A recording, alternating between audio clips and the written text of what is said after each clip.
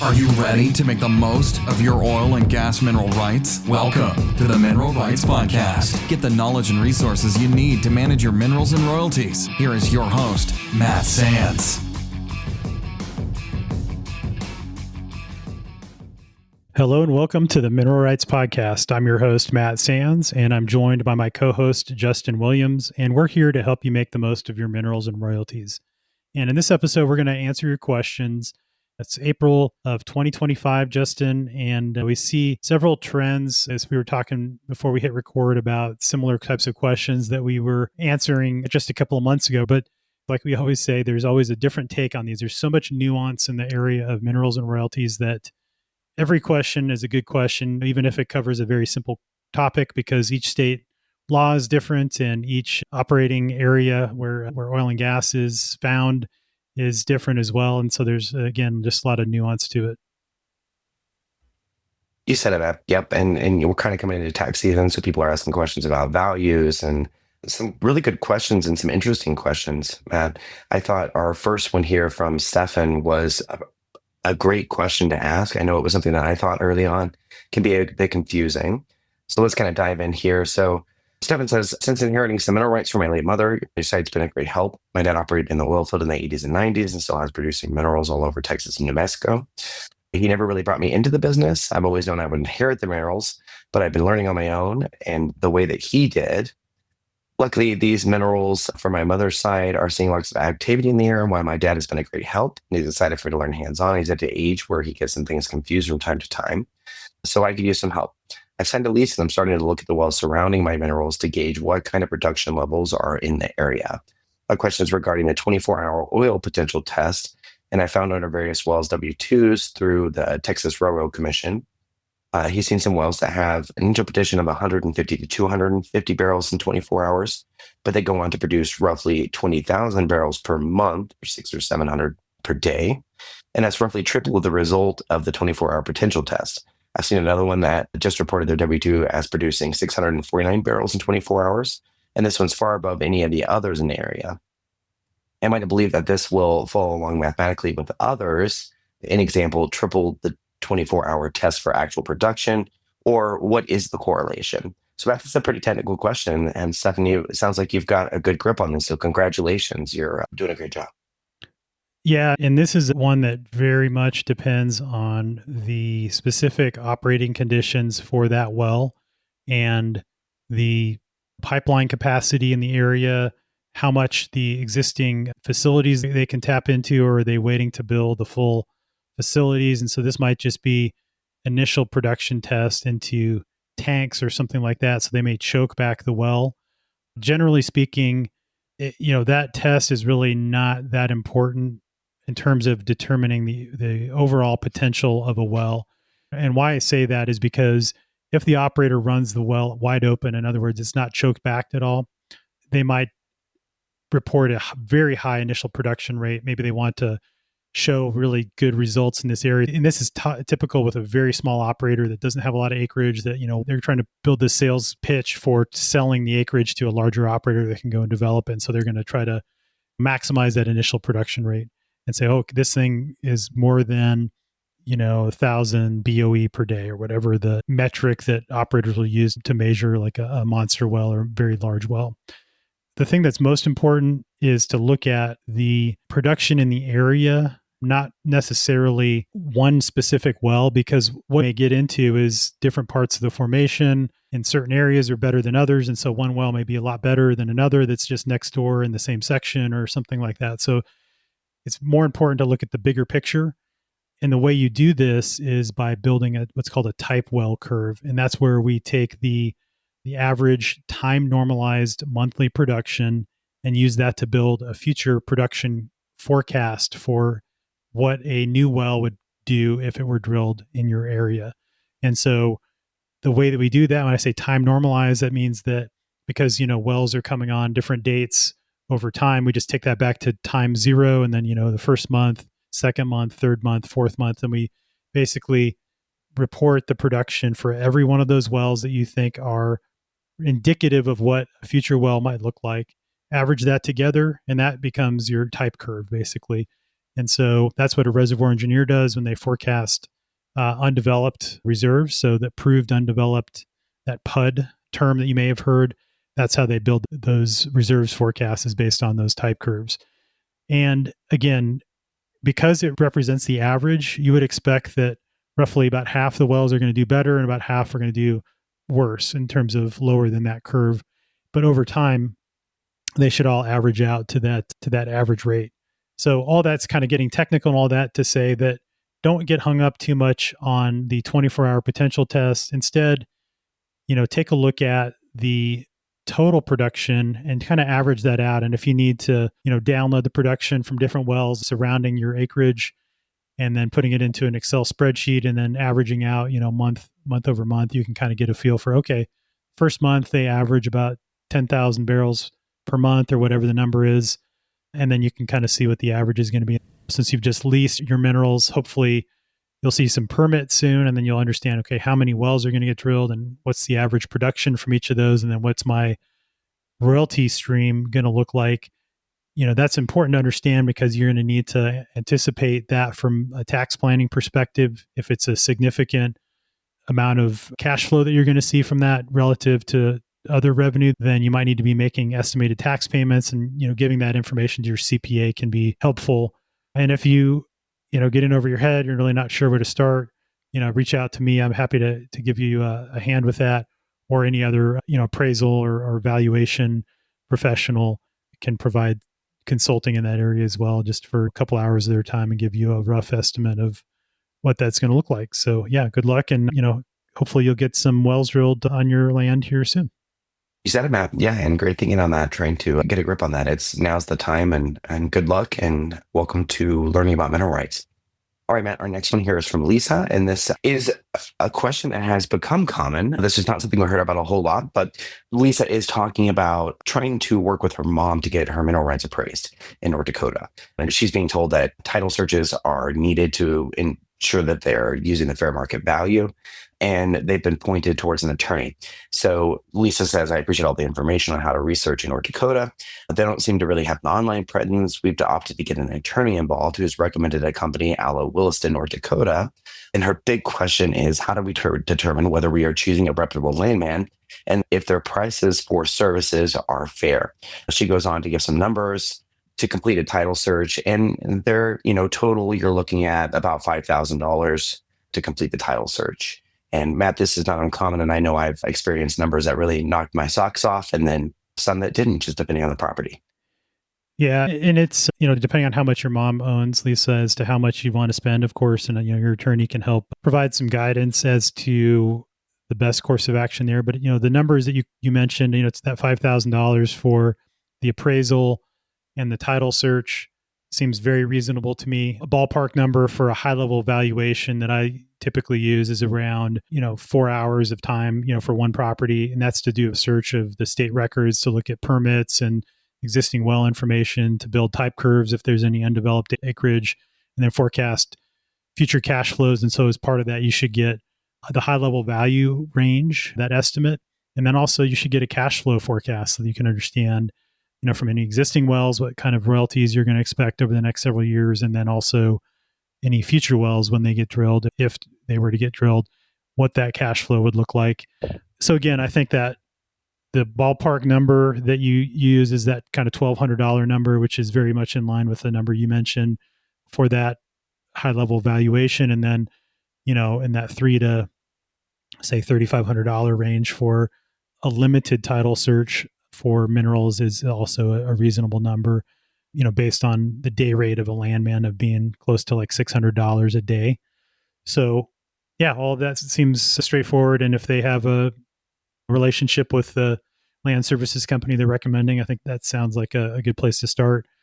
And then, in terms of how you use that information, make sure when you get that number, hopefully you'll have the full picture, because you'll have the title search. And the reason the title search is important when you want to know the values, because you want to know the number of net mineral acres that you own. And particularly if you don't have a producing well. If you have a producing well, you'll likely have in your mother's records copies of oil and gas lease paperwork, and they'll have in a letter, they'll spell out how many net acres she owned, and they will have given a lease bonus rate in order to figure out what the total amount of the lease bonus that they paid her. And that letter is important because that documents, and that's a piece of information related to her net interest. And so if you don't have that information, let's say that these minerals have never produced and they have never been leased, and you don't know, you just has a legal description which only describes the gross acreage involved. It doesn't talk anything about the number of net acres. You would have to do a title search to trace that back to see what's left and if, what percentage of the mineral rights that she owns. And so getting that title search is good because then you'll establish, okay, she owns, let's say 5 net acres or whatever the number is. And the appraisal should also tell you the number of dollars per net mineral acre if you have that net acreage number. So yeah, that's something you can use. And using that dollar per net mineral acre, dollar per net royalty acre to negotiate the sale is a good way to baseline the value on what other properties are selling for in the area. So that's another data point you could use. Like another alternative way to do this would be if you had somebody that was tied into the market there that knew what properties were transacting for. Sometimes landmen in the area can have this information. You could get a rough approximation in the range. Now, of course, you wouldn't know specifically for your property and the characteristics without somebody taking a more detailed look at it, but you can get a feel for, okay, properties are transacting for, say, $3,000 to $10,000 per net mineral acre in the area where your minerals are located, depending on if they have permits and production or not. And then you can understand, okay, my property fits in that range somewhere, and getting an expert to kind of help you gauge, okay, it's probably somewhere in the middle here is what you would want to pay. And so it just depends on how accurate you need to be and how accurate you want to be for doing that transaction within the family, and kind of what the level of details and how much is involved. If it's only a couple of acres, it probably isn't going to make a huge deal. If it's, 100 acres and it could make a difference of tens or hundreds of thousands of dollars, and you probably want to be a little bit more accurate. So hopefully that helps. And again, that's the process that I would go through. And it sounds like you're on the right track. You said about, so our next one here is from Michael. Michael said he recently read the article about the lithium found in southwestern Pennsylvania, and he was excited to hear about it, would love to know more about it and be a part of it. He also wanted to know when there'll be a plan to go after lithium, how do property owners know if they have the rights, and how to determine if the property has lithium or not. He goes on to say that he owns a property in Fayette County, Pennsylvania, located in Star Junction, Pennsylvania, and he'd be interested in selling or leasing the land if the right opportunity came around. And so, Matt, this is kind of a tricky one to answer, I think. Nobody really knows exactly how this is going to go quite yet. And though there's some activity, there's no standard operating procedure set yet, nothing consistent that we're seeing. Yeah, it really varies by state. And as a great example, Arkansas, which is kind of the leader in terms of, further along down the road of operators drilling wells for direct lithium extraction, they still haven't set the royalty rate for lithium. And so that's the first step that needs to be done in order for operators to move forward to develop those deposits there. In Pennsylvania, it's all been a theoretical exercise, Michael. So nothing has been done so far, to my knowledge, to extract lithium from produced water. That said, if there is enough of a economic benefit for companies to extract it, I'm sure they'll be pursuing it. Now, the question is, what's the price for lithium need to be in order for them to make money in setting up the infrastructure to deal with that produced water and to extract the lithium and process it and get it to market and so forth. Right now, we're kind of in this situation where there was initial shortage of lithium.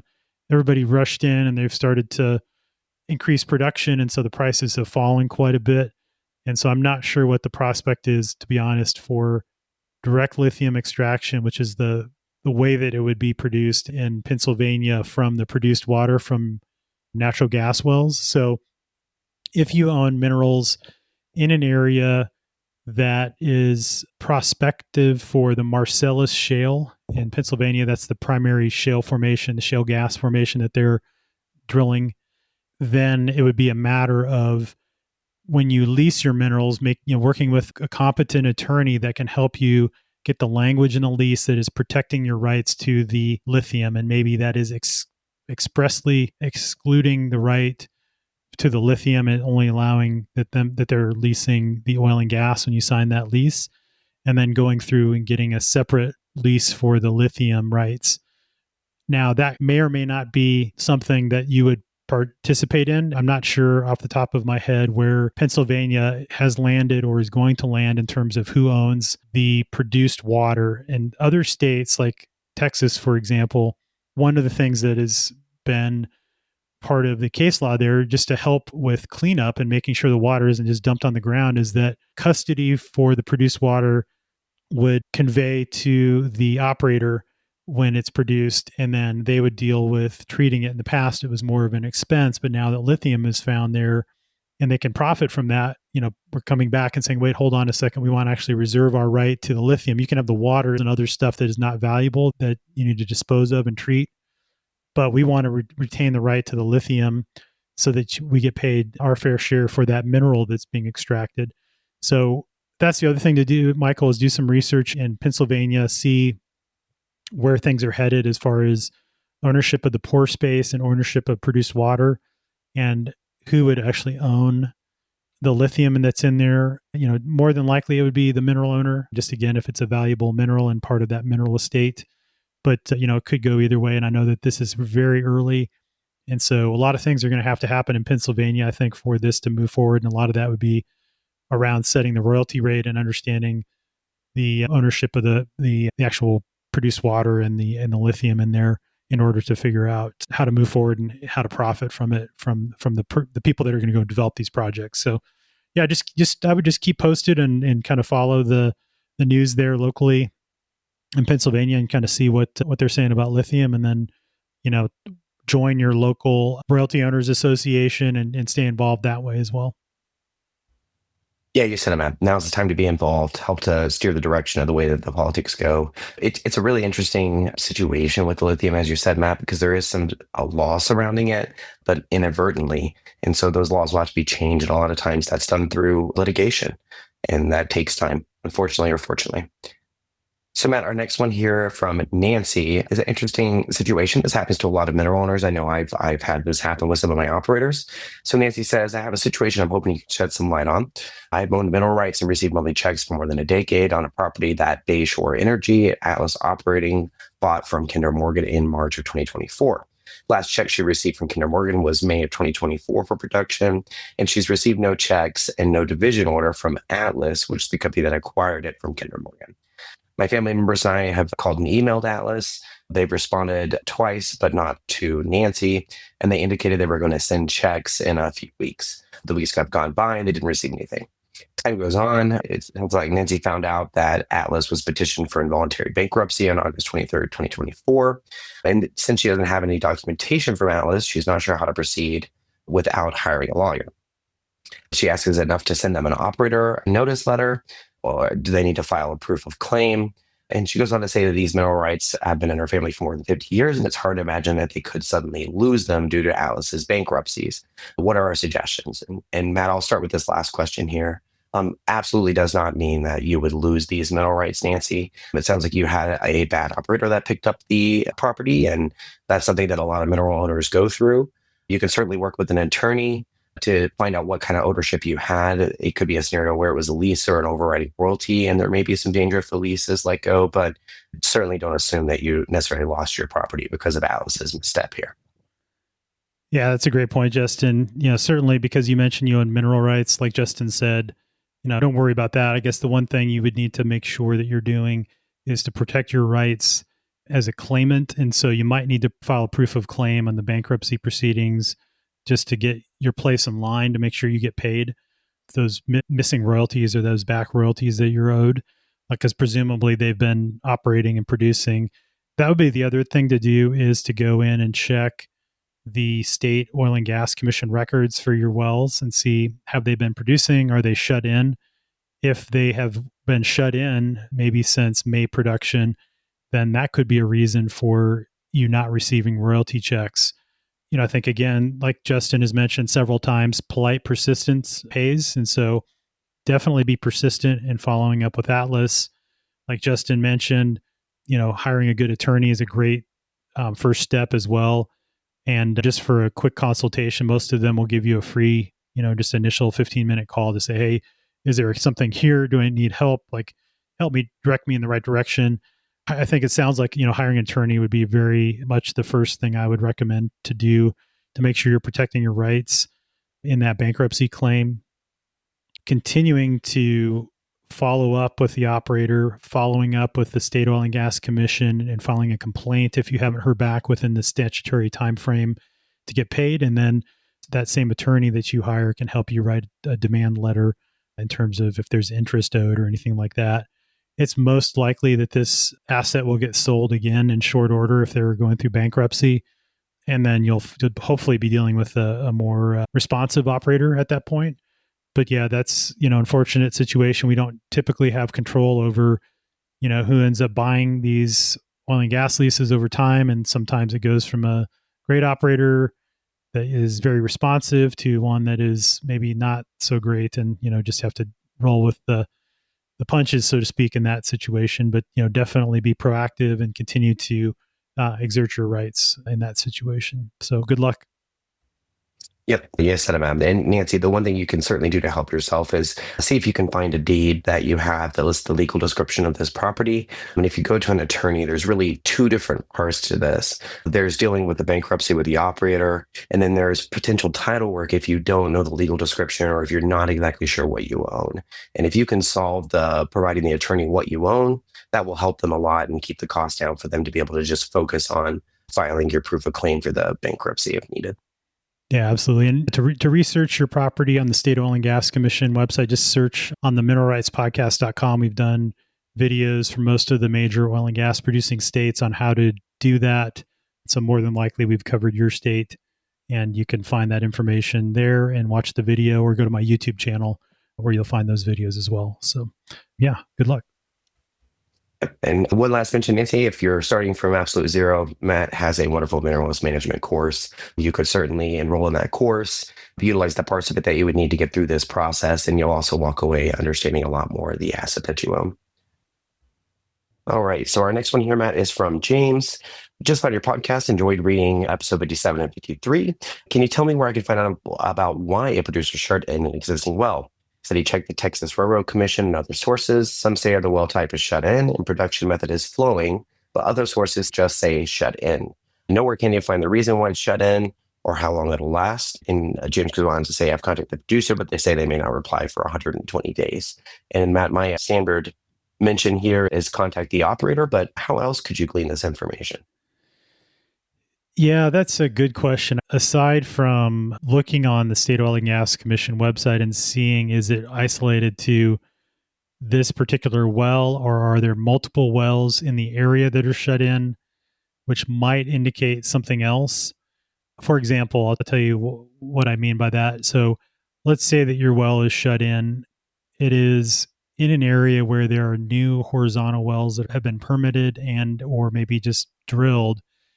The reason that well might be shut in is due to frac interference, or basically what they do is they proactively will shut in a well to let the pressure build, so that when they go and hydraulically fracture those new horizontal wells that may be going through that same section or that same area, that it doesn't cause adverse effects, or they can help mitigate some of those adverse effects on those existing wells. So it's kind of as you would imagine, if there's a low pressure sink where the well is that you're receiving royalties on, if they kept flowing it and the well adjacent is high pressure, and those hydraulic fractures, those little tiny micro fractures in the rock, connect to the fractures that are part of your well bore, then that high pressure water is going to go from the new well into your well and kill it and potentially cause damage. And so they want to have high pressure in your well to resist that water from flowing into the wellbore and resist it from getting damaged or causing production issues. So that could be a reason, and that would be a good reason, because hopefully you would have an interest in those new wells that they're completing as well if you have production from some of those old verticals maybe in the area.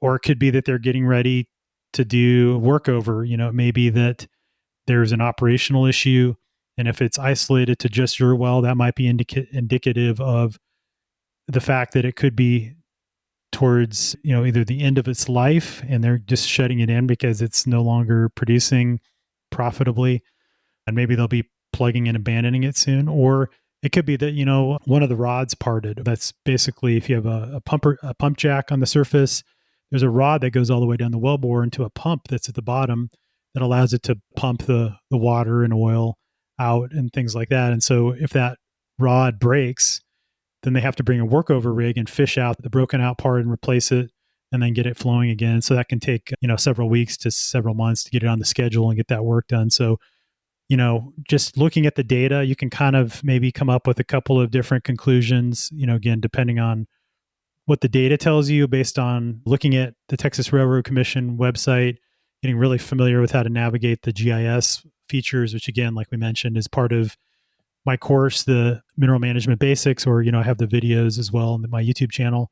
So yeah, check that out. And then you can start to do some research and hopefully put the pieces of the puzzle together and try to figure out what's going on. But ultimately, the best source, like Justin said, is contact the operator. And that's really the one way to definitively know, and just being politely persistent. That reply that says they may not reply for 120 days is kind of usually the canned email response when you email their owner relations email address. Once you get a hold of an actual division order analyst and you can directly call or email them, keep that contact information and then use that to directly follow up whenever you have an issue like this in the future. So if you don't know who to call, maybe go back to your division order and look at the name on the letter that you got, and there should be a division order analyst. Maybe depending on how long ago it was, they may or may not still work at the company, but you could at least try that as a place to start. But yeah, maintaining contact with those people is great. Then you have a real person and not just a black box that you're trying to get a hold of. So good luck. Yep. Yeah, and you said it, man. Once you make the inroad, it does get a lot easier. And so certainly keep those contacts. Our next one here is from Greg. Greg says, love the show. I've inherited mineral rights. He has a couple questions here. The first question is it better to wait until after the election to sell my mineral rights? And then his second question is, he says, I think you broke the story about finding lithium in wastewater produced by natural gas wells. Should I have my lease amended to include what might be lithium that may be in the water? Look forward to hearing from you. Matt, for the first question, you would probably know better than I do, but I very seriously doubt there's been a huge impact to the value of mineral rights as far as it being better to wait till after the election as far as the value versus before the election. And then the lithium question is one that a lot of people are asking, and I don't know if there's a clear answer yet. Yeah, that's a good point. So generally speaking, it doesn't matter too much whether it's Republican or Democrat. And you almost could argue that a Democrat in office, with more restrictive policies will cause prices to be higher. So in that case, maybe it's better to sell in that type of environment. If you'd asked me this question a couple of months ago, I would have said it doesn't really matter. The one thing it depends on, if you're gas or oil focused right now, it doesn't really matter from a gas point of view. In fact, gas prices are higher now than they were last year. So it would have been better to wait until after the election to sell based on the gas prices and what the buyers are willing to transact at. From an oil perspective, it might have been, if you really needed to sell, better to sell before the election just because prices were higher. The tariff situation has caused the oil market to crash, is one way to put it, just because there is so much downward pressure on the economy, and that is causing commodity prices to go down. So it's basically supply and demand. If demand is going to be lower because of less economic activity, then prices that a buyer is going to be willing to pay for oil is going to be lower as well. So that sort of supply and demand curve, it's going backwards towards the lower prices, which may be the ultimate end goal for the Trump administration. I know President Trump has mentioned that he would like to see oil prices around $50 per barrel. And there's some speculation that the recent OPEC announcement to increase production quotas, that it was somewhat orchestrated or somewhat a negotiating tactic or chip that was played to get the Saudis and Russia to increase production, because President Trump perhaps knew that there was going to be some disruption to the economy. And so costs going higher with tariffs could be partially offset by lower input costs with lower oil prices. So don't know if that is really the case or whatever, but I guess at the end of the day, what buyers are going to be looking at is what the price of oil is. And, they're looking out in the future too and forecasting over the life of the wells. And so what happens today or tomorrow is maybe not as important. But to the extent that they're like using a lower baseline oil price deck in their evaluation and coming up with a value for your property, it means that prices are going to probably come down over the next several months as far as that goes. So yeah, again, it totally depends on personal situation if you need to sell or not. And usually it's always better to not be in a situation where you're needing to sell in a rushed manner, doing it kind of at an optimum time. Right now, it probably wouldn't be the greatest time to sell oil focused mineral rights just because of the lower commodity prices. Who knows, 6 months from now, oil may be back up to $70 a barrel and it wouldn't really matter. But yeah, in a pinch, if you needed to sell like right now, it would be great in April of 2025. But, maybe waiting a month or two would be sufficient. But Justin, do you want to give a shot at answering the lithium question as well? Yeah. So Matt, with this, it's certainly something if you're in a situation where you're doing a lease, you should certainly try to include that. To go back and modify the lease could be pretty tricky. You would have to get the operators to agree. What we'll start to see is some overarching best practices. Hopefully we'll start to see states enact legislation that sets royalty rights and starts to untangle the wastewater situation as far as the operator having ownership of that. So should you go back and amend the lease? I don't know that that's what we're seeing right now. But if I was signing a new lease, I would certainly try to include that and see what pushback I got, if there was any pushback. But yeah, it's just not fully clear yet how that's going to be handled, though that will evolve as time goes on. And if it's economical to produce this, right now the industry is really at the point where they're trying to figure out how to get royalties for this, how do we make it economic to produce this and refine this? And it's yet to be seen how much of an opportunity or how much this will spread. Yeah, I would echo those comments and also say that in general, you're not going to have an easy time, if at all they would even entertain mending your lease after the fact. Typically, you have to get those terms all lined out. And this kind of goes in the same boat as, hey, I didn't get the royalty rate I wanted. I want to go back and renegotiate. You sort of miss that opportunity. And if your lease is held by production, then you're really stuck with it for however long those wells keep producing. So that's why we always stress it's so important to get help from a competent attorney when you negotiate the lease to make sure you're getting the best terms, because you may have to live with those terms for the rest of your life because it's a sort of a document that locks when that is held by production. Now, lithium, just adding on to what Justin said, it would be something where case law would likely dictate the ownership of the lithium. And so you may not need to do anything to the extent that case law establishes that the mineral owner is the owner of any produced lithium in wastewater produced as a byproduct of natural gas or oil production. And then as a result of that, they'll determine the mechanism for setting the royalty rate. Now, to the extent that a lease needs to be signed with the respective mineral owner in order to get approval to extract the lithium, that may be something that needs to be done. And so you might get approached to lease just the lithium rights. And then at that point, you could go through the process of trying to negotiate the best terms possible. Or it may be a statutory number they come up with, like maybe what's coming up with Arkansas, where they say, okay, it's going to be set by the state. It's going to be X, dollars per long ton, or, what percentage. And that's just what it is. But it just totally depend on the state, totally depend on the case law, and then the mechanism for that state establishing royalty rates and who owns what. So yeah, if you have questions, it's definitely a question for an attorney just to say, hey, in this specific situation, give them the exact specifics of where you own minerals, what state, what basin, under what operator, what the practices are, what you should be doing, and they can give you advice specific to your situation. So yeah, good luck, Greg. And thanks again for listening. Greg's a longtime listener and we appreciate the support. So our next one here from Jonathan. So purchase, of course, and found it very beneficial. In 2014, I purchased property in Texas, and the sales contract states that I bought all the mineral rights with the property. Property's been part of a larger tract, but the surface was partitioned in 1967. The minerals remain undivided, have never been divided. Therefore, when I purchased the property, I believed I was buying interest in the seller's portion of the undivided interest in the property. Is that a correct assumption? I have since sold the surface but retained the minerals. However, I have not filed a mineral deed on what I believe I own. How do I proceed with filing the mineral deed? And am I correct that my minerals are part of the larger undivided interest?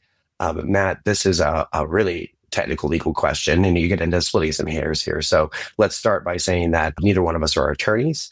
And so don't construe this as legal advice. This is just our opinion on the matter. You should certainly look into hiring a Texas attorney who's familiar with oil and gas. Because you are in this situation, it's important that anything that you do, you are up on what you should do with filing deeds, because you're in a situation that doesn't occur a whole lot anymore, Matt. We usually see people, there's already deeds out there for being transferred. The fact that you have severed these is more uncommon these days. Yeah, it's definitely less common, particularly in Texas, where oil production has been established, decades or really more than a century ago.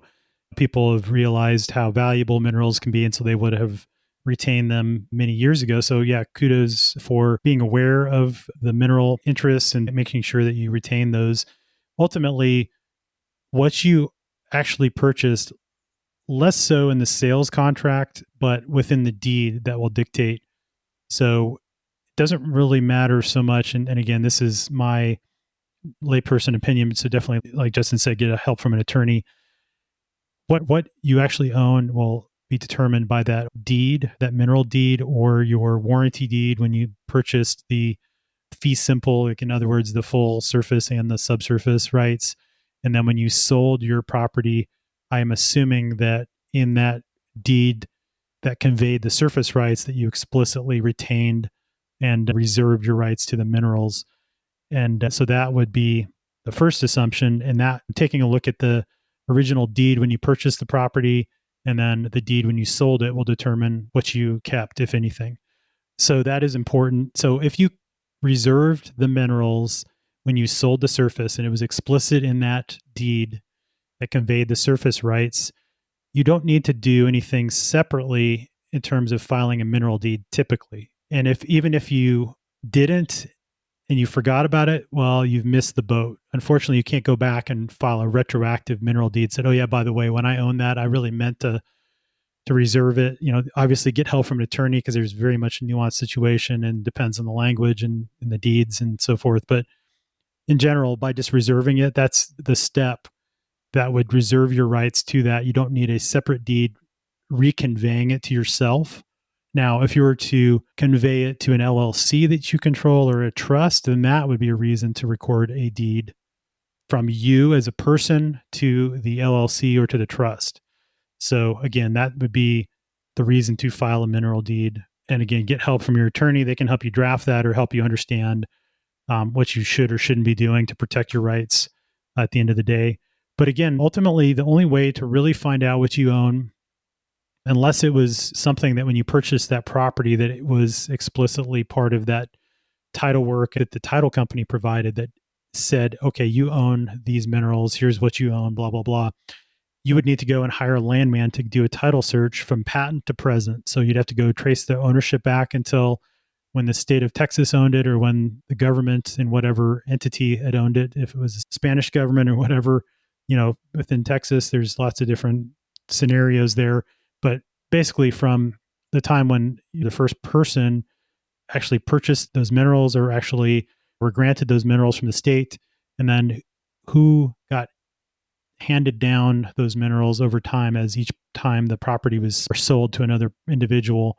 And that will determine what remains and what you would have acquired when you purchased what you believe to be both the minerals and the surface rights. Again, that's the only way to really figure out exactly what you own, what's left, and whether or not you actually have an undivided interest in that larger tract that before it was subdivided. But, very fact-specific situation that you mentioned, really only hiring an attorney will tell you exactly what you own and what your rights are. But those are the steps that I would take, and that's kind of how you should maybe think about trying to figure this all out. But yeah, and you can do a lot of this research yourself. And again, going back to the course that you purchased, in that section that we talk about how to perform a title search, dusting that off, and you can do some of this title research yourself and then bring in a landman to help you or bring in your attorney to help you decipher things and figure out exactly what you own. Could be one way to do it as well. So good luck. Yeah, good luck, and definitely worth doing, Jonathan. I mean, everything from this point forward will be built upon clarifying this. So it's certainly worth the effort, and you can pass that on to your heirs as well so that they're clear on what exactly you own with this. And Matt, we had some really interesting questions for this Q&A session. There were some intricate questions, and lithium is really a hot topic, and that just seems to be increasing. Yeah, lithium seems to be on the radar for everybody, which is great.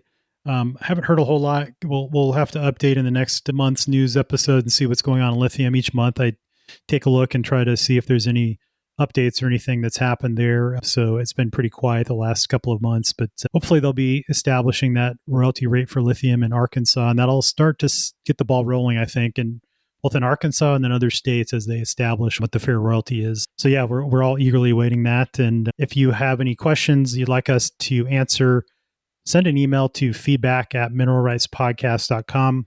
We'll link to all the resources we mentioned today in the show notes, which is also at mineralrightspodcast.com. And then again, be sure to check out my YouTube channel, and then also the link to my online course, Mineral Management Basics, can be found on the website. So thanks again for your questions, and thanks again, Justin. Thanks, Matt. Thanks so much for listening to the Mineral Rights Podcast with your host, Matt Sands. Don't forget to subscribe and share at mineralrightspodcast.com. The Mineral Rights Podcast should not be construed as investment, legal, or tax advice. All information is believed to be from reliable sources. However, we make no representation as to its completeness or accuracy.